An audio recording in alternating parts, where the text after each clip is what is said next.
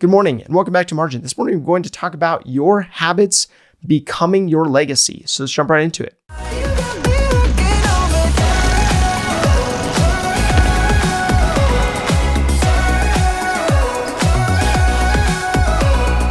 So let's be honest, it can be so easy to formulate bad habits and so much more difficult to formulate good ones.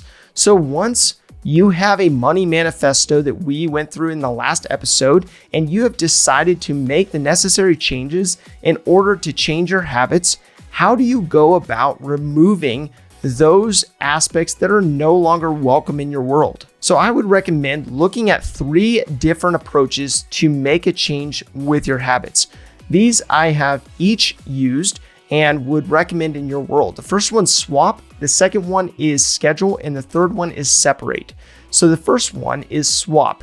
The stacking method, which I mentioned in an earlier episode, looks at adding healthy habits over time, allowing you to stack the positive reinforcing habits and expedite the process of building in a rhythm that works best for you. Now, within that method, what I have done that has seemingly worked well for me is to swap habits. Now, I mentioned this in regards to exchanging my morning coffee habit with drinking tea, or swapping soda for sweet iced tea, and then later on for regular iced tea. Now, within that method, what I've done that has seemingly worked well is to swap habits. Now, I mentioned this in regards to exchanging my morning coffee habit with drinking hot tea, or swapping soda with drinking iced tea. Now, the purpose of swapping a habit is so that you are reducing the need to exercise willpower, as you are simply exchanging one thing for another. So you may have the habit of drinking a soda at a certain time of the day, so you're still using that time to drink a drink, but it's iced tea instead. That's just an example. Now, this is nothing new, but depending on how deeply ingrained your habits is, this may be a good way for you to ease off the worst habit and shift to a better alternative. Now, the second method is schedule. We all operate off an internal clock, so looking at your typical bad habits and when they seem to surface is important in intentionally scheduling up that time so that the temptation of that particular habit is then reduced or hopefully over time removed. Now, there are a lot of bad habits like binging on a TV series that causes you to stay up all night. So an example of how to apply this method may be to set up your sleep to get that 7 to 8 hours, therefore adjusting your bedtime so that there's not the possibility of you binging TV at that time and allowing you to stay up late because of it. So maybe a bad habit is you being distracted by your phone. Setting scheduled, focused time can make all the difference in ensuring you get your priorities done. Now, this scheduled time would require that all distractions be set aside for 30, 60, or 90-minute period of time. Now, I apply this when creating content like this content, and it's really helpful to ensure that I get into the right mindset, the right mode to be able to produce.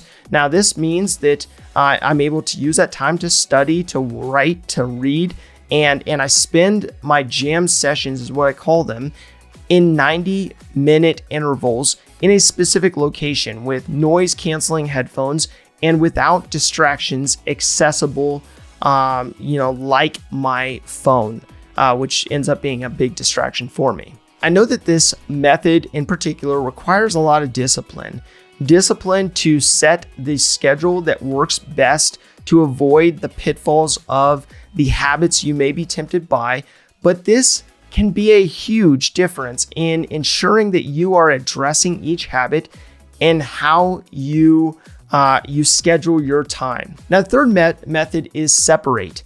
Removing the possibility of being tempted by the habit can be a great approach to separating yourself from it.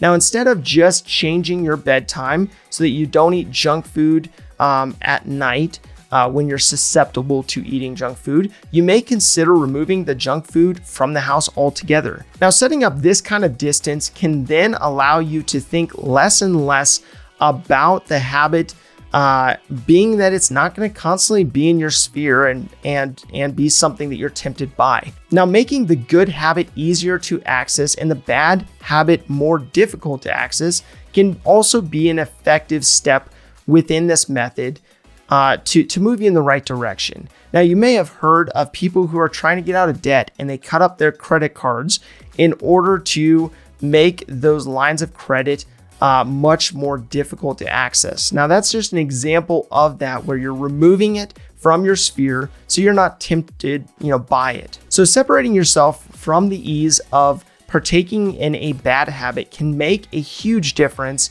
in actually applying the new habit you want to form. Now, there are so many different techniques and methods outside of these that you could use to accomplish limiting the bad habit and transferring that energy to the good habit. And I've seen all kinds of different approaches to this. But the important thing, or the important concept to take away and grasp, is that your daily habits can account for great changes in your life. Working to apply one of these methods to remove the temptation of bad habits while emphasizing those habits that are good will lead you toward your ultimate goals. Now, as time goes on, habits become more and more ingrained, and you and I both know that to be true if you've had a habit for a long period of time. Now, I would encourage you to seriously look at those habits that may have a stronghold in your life, which are now affecting your relationships, maybe your finances, and your legacy otherwise.